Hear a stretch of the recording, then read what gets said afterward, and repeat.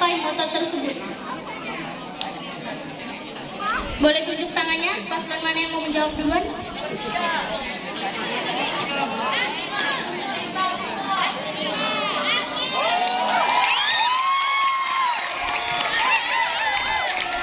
Anjing lah.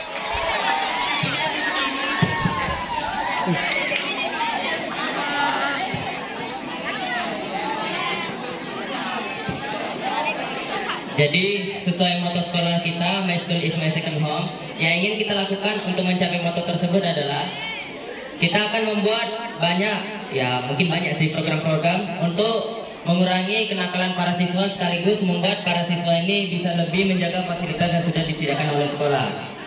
Karena kita itu juga harus menjaga nama baik rumah kita sendiri. Jadi kami itu sebenarnya juga mengharapkan kerjasama dari siswa untuk bisa buat menjadi lebih baik lagi dan tidak merusak apa yang sudah disediakan oleh sekolah ini. Sekian jawaban dari saya, terima kasih.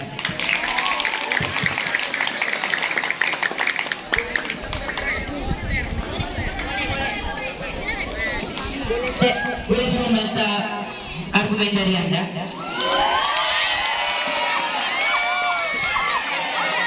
Jika murid-murid ini susah diajak sama untuk menjaga fasilitas sekolah yang ada di sekolah ini, apa tanggapan Anda bagi siswa-siswa yang diajak kerjasamanya? Terima kasih.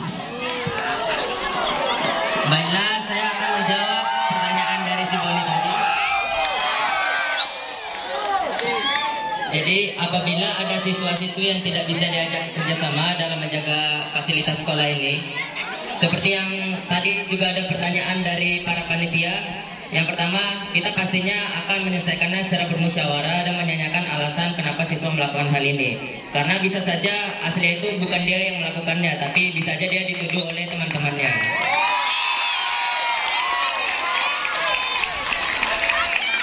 Namun apabila kita itu misalnya dia ketahuan, rupanya emang dia yang melakukan hal tersebut, kita pastinya akan memberikan hukuman yang setimpal bagi siswa tersebut. Baiklah, itulah jawaban dari saya tadi. Ada pertanyaan lagi semua?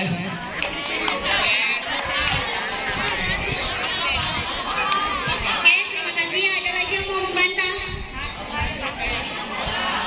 Dari paslon lain?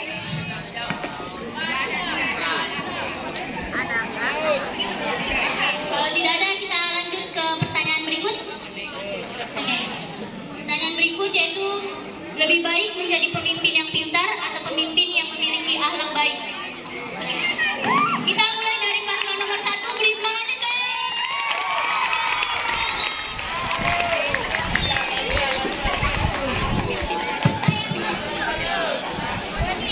Kita akan menjadi lebih baik itu menjadi pemimpin yang berakhlak baik, karena kita itu adalah jadi contoh bagi seluruh siswa yang ada di SMPN 51 Batam ini. Kalau misalnya kita juga perilaku kita buruk, pasti kita juga dicontoh sama siswa-siswa yang ada di SMP ini. Jadi nomor 1 itu adalah akhlak yang mulia, yang terutama. Terima kasih.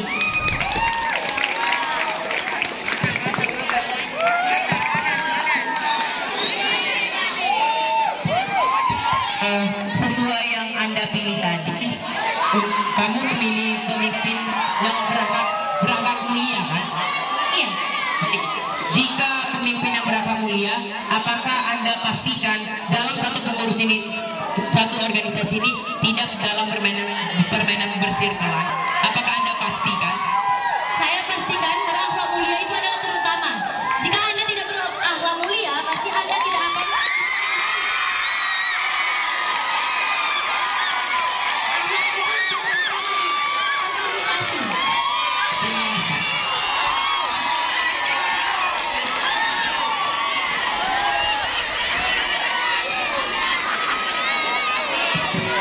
Paslon lain ada lagi?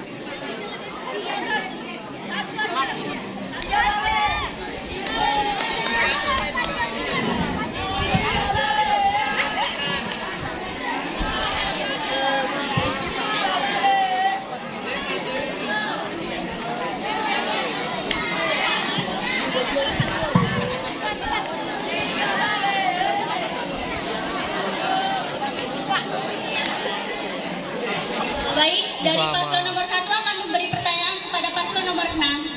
Disimak baik-baik pertanyaannya.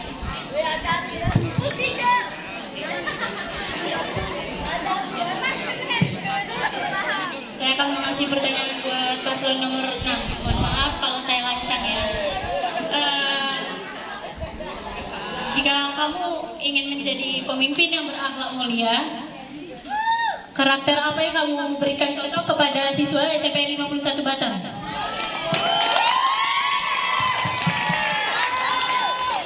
Oke, saya akan menjawab pertanyaan dari paslon pertama. Nah, karakter yang pertama kita pasti kita akan menjalankan seperti beribadah. Nah, itu kan kita beribadah untuk menjadi lebih baik lagi. Kalau misalnya beribadah itu kan memang udah kewajiban bagi siswa ya. Pertama, memang kita itu udah kewajiban beribadah. Itu kalau misalnya beribadah untuk siswa-siswa ini memang udah kewajiban mereka. Misalnya karakter yang lebih baik lagi selain itu. Nah,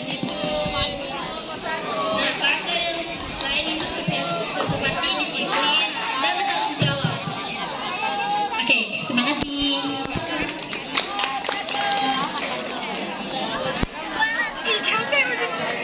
Mungkin ada yang menyanggah?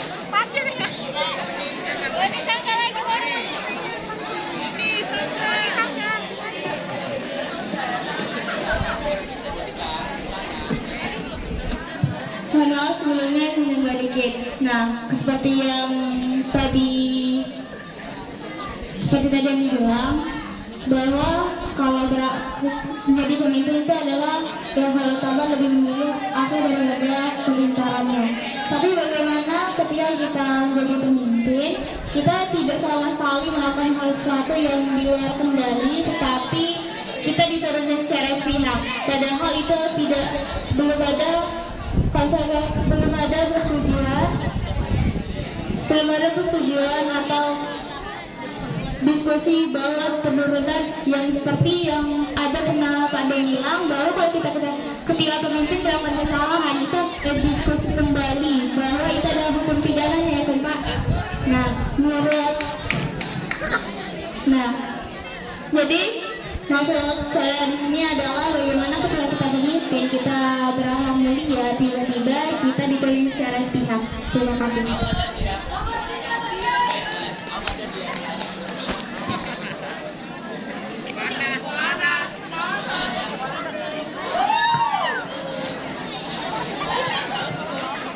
Koirul mana sih? Koirul mana? Bacot lah dia.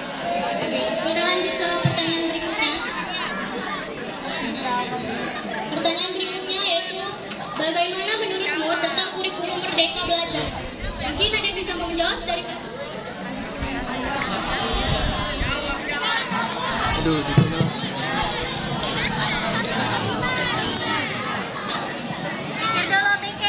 Oke, gitu.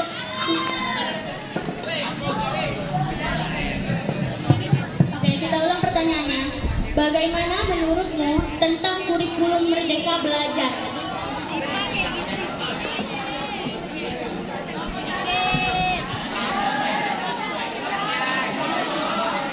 Dari paslon 1 mungkin?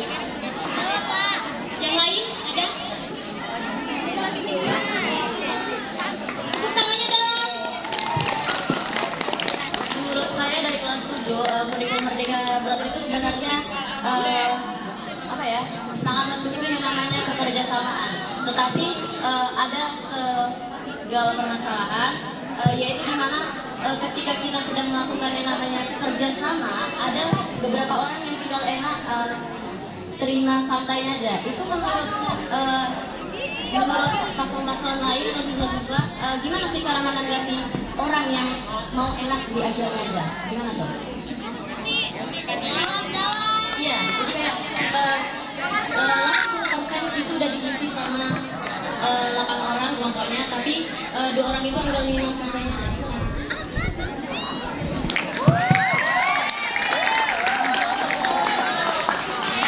Baiklah, di sini sebenarnya kita itu punya beberapa cara untuk menghadapinya. Yang pertama adalah apabila misalnya seorang guru itu memberi tugas untuk diselesaikan secara berkelompok, dan misalnya tugasnya itu bisa terdiri atas 4 bagian, 5 bagian ataupun 6 bagian. Di sini itu sebenarnya yang menjadi patokan agar semuanya bisa kerja semua itu adalah jumlah orang di kelompoknya. Apabila tugas yang dibagi untuk dikerjakan secara kelompok itu cuma 4, maka sebisa mungkin buatlah kelompok yang terdiri atas 4 orang aja. Biar semuanya itu misalnya mempunyai pekerjaan gitu, itu kebagian pekerjaan. Kalau misalnya tugas itu cuma 4 tapi kelompoknya itu rame kayak 6 orang, pasti nanti ada yang nggak kerja gitu. Sebelumnya izin saya menyanggah, tetapi ini kan di kurikulum merdeka. Jadi di dalam kurikulum merdeka ini terdiri dalam 10 orang satu kelompok 10 orang. Jadi gimana tuh? Untuk itu, kalau misalnya kita itu pengen agar semuanya dapat kebagian, ketua di kelompok itu sebagusnya meminta pendapat dari seluruh anggota yang lain agar semuanya itu minimal bisa menyumbang ide mereka masing-masing.